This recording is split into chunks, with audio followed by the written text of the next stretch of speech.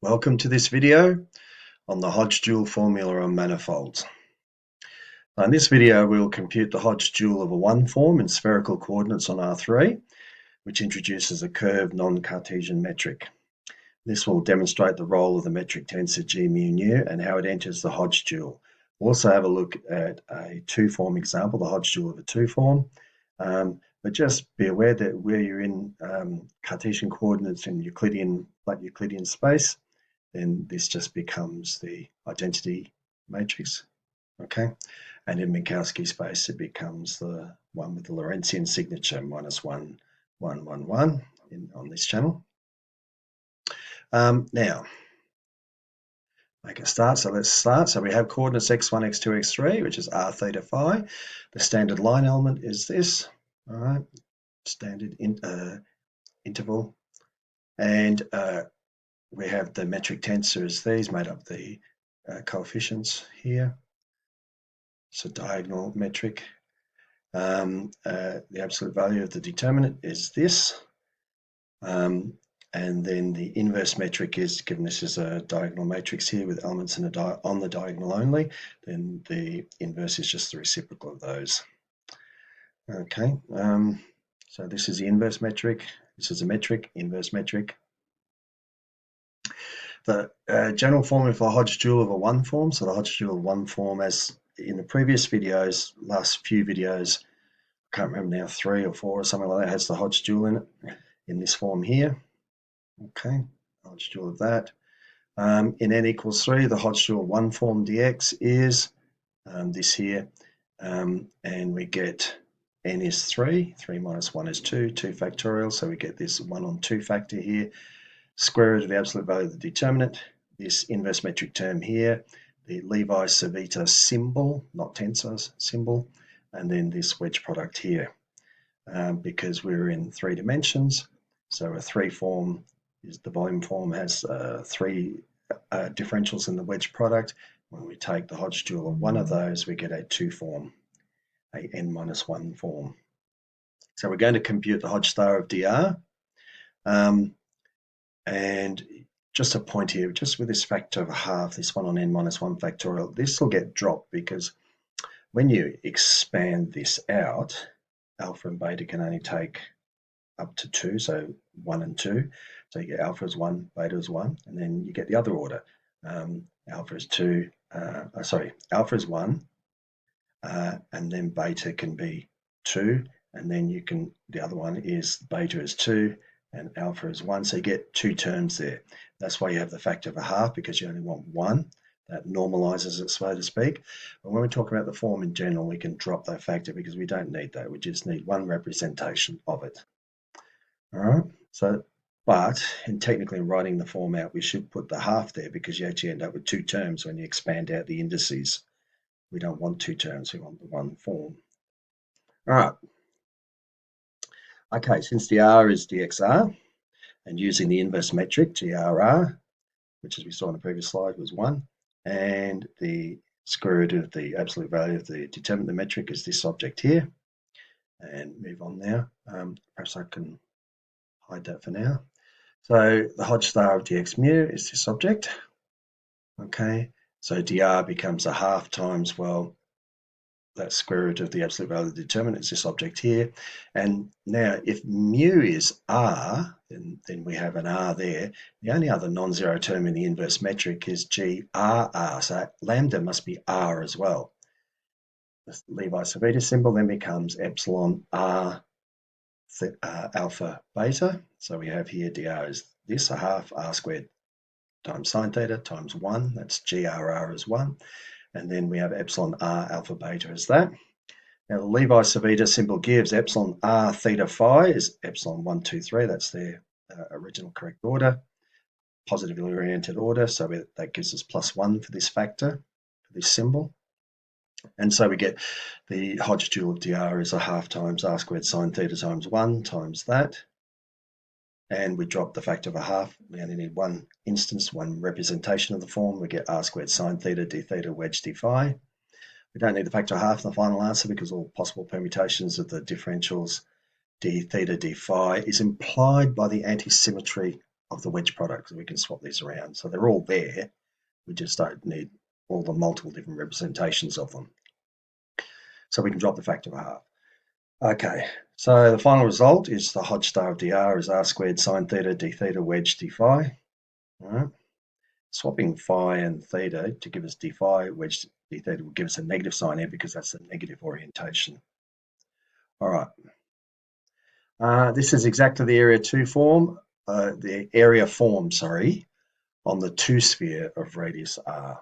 So the surface orthogonal to the radial direction. Remember, these Hodge stars give us the hypersurface that is orthogonal to the direction in which the differential of coordinates taken. So if we're taking the differential of the r coordinate, then the hypersurface orthogonal to that direction in which the r coordinate lies is d theta d phi. Okay, let's calculate the Hodge star of d theta. So we use g theta theta as 1 on r squared. Now epsilon theta phi r is just an even permutation of r theta phi. Remember the basic order was r theta phi. So if we move r one place, it becomes -1. Move it 2 places to here, becomes +1. So it's an even permutation with the original combination. So it's positive. So dx phi wedge dxr, which is d phi wedge dr, plus the Hodge dual of dx mu is that formula again. And so the Hodge star of d theta is this, 1 on r squared, all that. Notice this 1 on r squared cancels with the r squared here. We're left with just sine theta d phi wedge dr. All right, we drop the factor of half. Star d theta is sine theta d phi wedge dr. That's what we found. Next one over. Let's calculate the Hodge star of d phi. Similarly, g phi is 1 on that. All right. Epsilon phi theta is +1. So if you want to work through the combination, remember the basic combination was r theta phi. Now if you want to play with that, so you move the r 2 places, then you move the theta again. Okay, you should get a positive combination. Here's our formula again, and we get the Hodge star of d phi is this object here. They will cancel, of course. We're left with this, and we're left with that. So we get d phi is 1 on sine theta dr wedge d theta. Now, we can also ask what form this formula takes when seeking the Hodge dual of an n form. So we'll look at the case of a 2 form, the Hodge dual of a 2 form. And so the Hodge star of a 2 form in coordinates, so let omega be a half omega mu nu, dx mu wedge dx mu. Okay, then the Hodge star of that is the half times the omega mu nu coefficients. All right, these scalars here, numbers or functions here. The Hodge star then of that 2 form is, well, the Hodge star in general is this formula here. Notice these 2 inverse metric components here, and alpha and beta appearing down here. Notice n-2 underneath, because we're going this, the Hodge dual of this is an n-2 form. Remember, if you've got an n-degree form, then the form that's produced will be 2 less, because the 2 are over here. G mu metric components, the determinant of the metric, I explained that. The Levi-Civita symbol, not a tensor, with values +1, -1, or 0. Repeated indices are 0. All the indices should be different. Positive orientation plus, so even permutations of these symbols, it gives you a +1. Odd permutations gives you minus. The result, omega, the dual of omega is an n-2 form.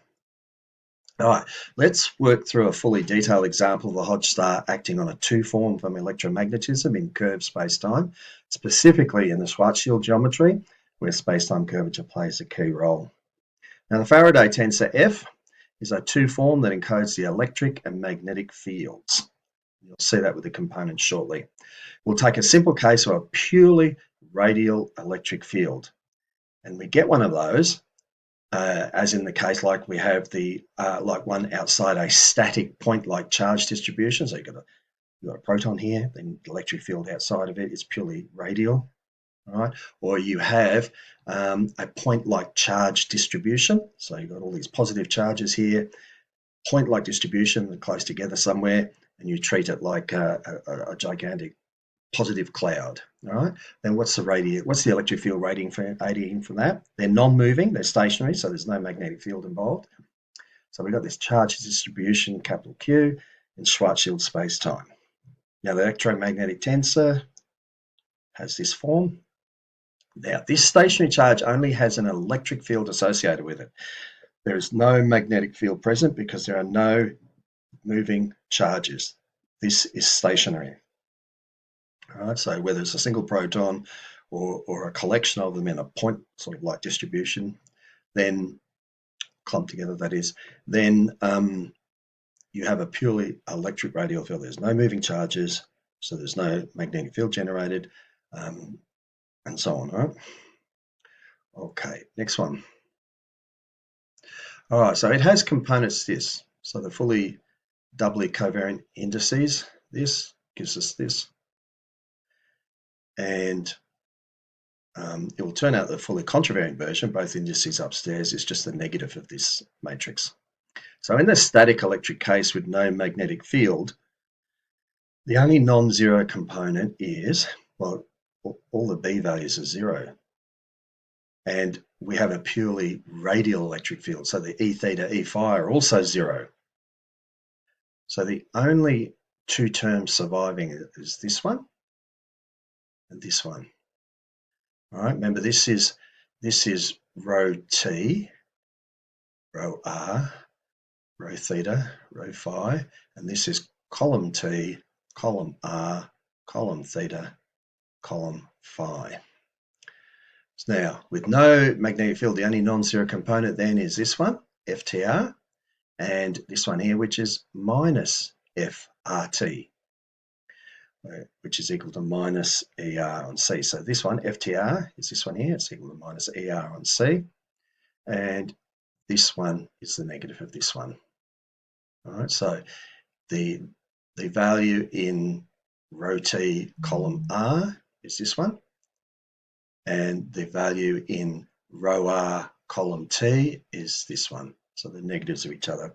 Here, E subscript R is just the electric field as a function of R. Right? It's the scalar function E as a function of R. It's a purely radial electric field.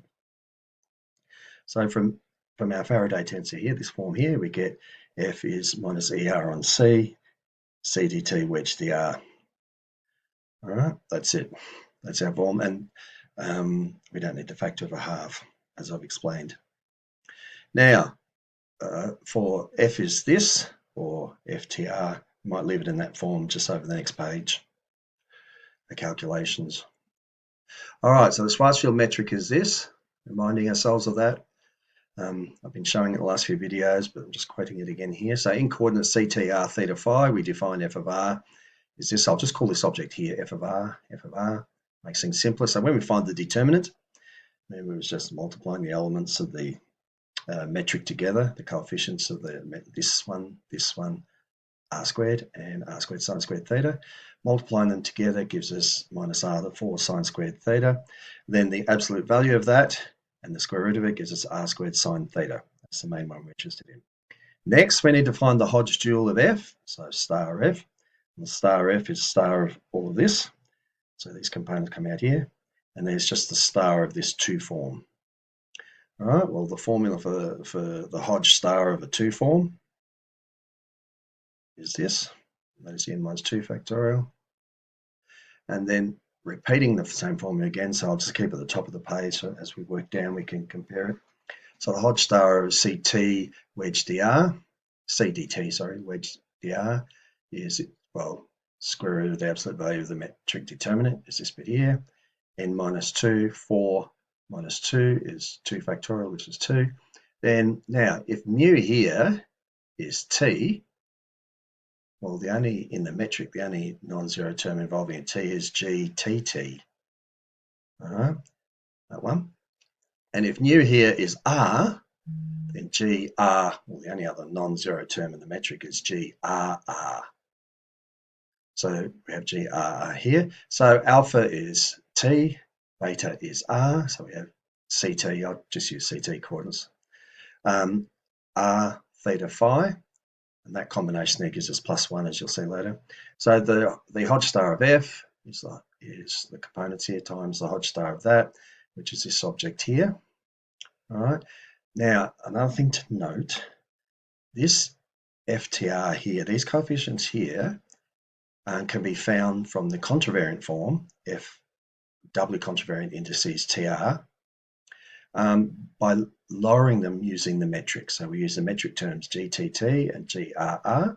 So here, this F lower subscripts TR, this term here can be replaced with this combination here, this product here of the two metric elements times the uppercase contravariant, doubly contravariant case, where FT of R is plus, because remember the other one was minus. This one is plus ER on C, and so Hodge star of F is that. Remember this here replaced with this. We get this times that. I'm going to get rid of the factor 2 eventually. And notice though that this GT will cancel with this one. So the inverse GTT will cancel with the metric GTT, and the inverse GRR will cancel with the metric GRR. We'll have left with the Levi-Civita symbol giving us the orientation, and the wedge product d theta, wedge d phi. So we get this, that, and replace that, we get ER on C times that, all that. Next one over. Now, epsilon that is its normal usual convention. CT R theta phi is +1. All right, that's a basic permutation, basic order, and we drop the half factor as I explained earlier. We're only writing one instance of it. So the Hodge star of F is this, which is just this.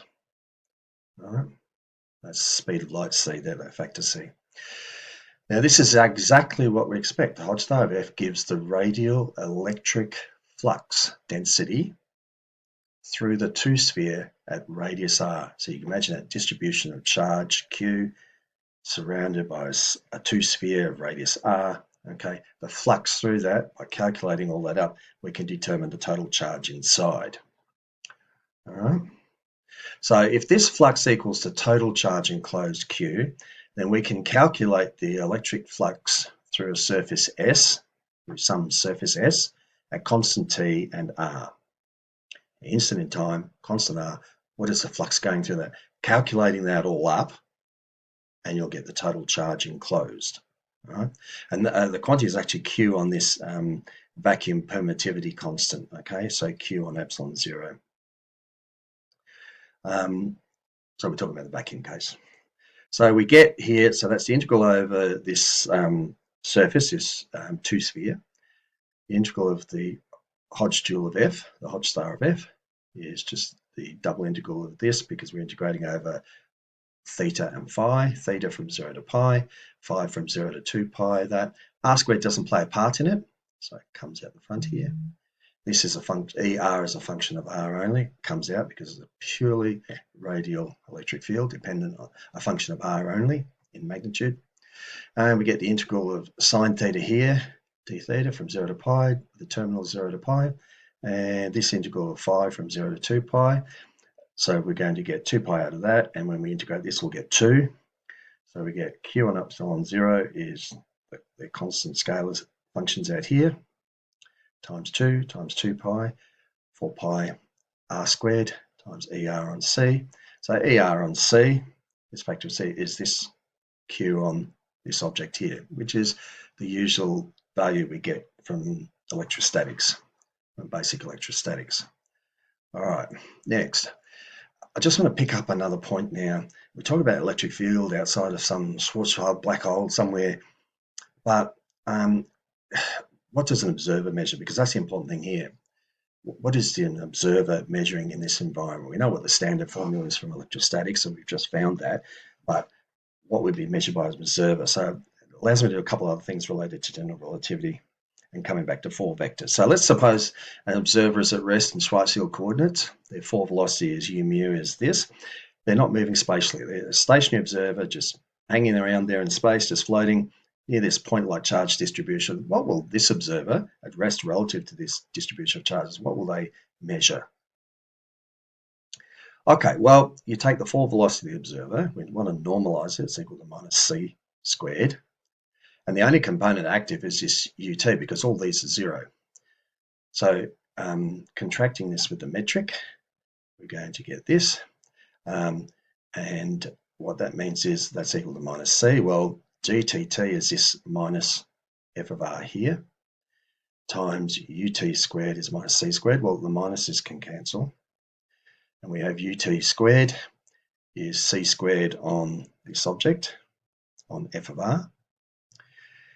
And that implies that ut is c on the square root of that, which is c on the square root of f of r. Remember, we call this f of r just to tidy it up. And we take the positive square root because we want it future oriented, looking to the future. This observer here is moving into the future. All right. And so what will the observer measure this electric field here? Okay, so we have there forward velocity, u mu is that. Okay, next step now. Also setting ut is using the metric to lower ut. So gtt is minus f of r times c on f of r, because it's only the time component that's of any value here because the spatial components are 0. So we get minus the square root f of r times c. Now the electric field this observer measures, E mu, is F mu nu mu nu, and it's going to be simple because we have a stationary observer. So the spatial components are 0. So ER, what electric field vector are they going to? Will be FRT UT. All right, so that's minus ER on C times minus the square root of FR times C. Well, minus cancel, we get E of R square root F of R. That's the electric field strength. All right. Times square root FR. This is what the observer, the astronaut we saw on the previous slide, would measure. So the component of the electric field they would measure is this object here. And you notice as the observer and the charge distribution move away, as the observer moves away further and further as R increases here, this approaches the value that we expect in Euclidean or in Minkowski space, in flat space. We expect to measure just q on 4 pi epsilon 0 r squared. So this asymptotically, this component here, this factor here, approaches 1 asymptotically, as it should, as it moves away from the source of curvature, which is the Schwarzschild black hole. So the electric field vector in contravariant form E mu, as measured by a static observer, is this. It's not changing with time. Theta and phi are not changing. It's just a radial component here. That's what they measure. All right, one more thing. Okay, now for any k form, dx mu1 wedged up to dx mu k, for any k form in an n-dimensional pseudo-Riemannian manifold, so you might have a 10-dimensional manifold and you've got a 6-dimensional k form here. This could be 6-dimensional, and in a 10-dimensional manifold, then you could calculate its Hodge star. So what would be the dual of this? Okay, so if this was a 6 form here and you're in a 10-dimensional pseudo-Riemannian manifold, then you can use this formula here.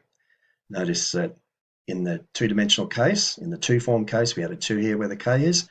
In the 1-dimensional case, we had a 1 here where the k is, and likewise across here. And that's the formula. All right, so that covers everything for today. I hope that's okay by everyone. I hope you enjoyed that and found it informative and useful. I look forward to seeing you all in the next video. Take care of yourselves wherever you are in the world. Have a good day or evening, whatever the case may be for you. Thank you for watching again. I look forward to seeing you in the next video. And if you will, please do me a favor and push the like button and subscribe if you will. And I shall see you all in the next video. Thanks again. Bye.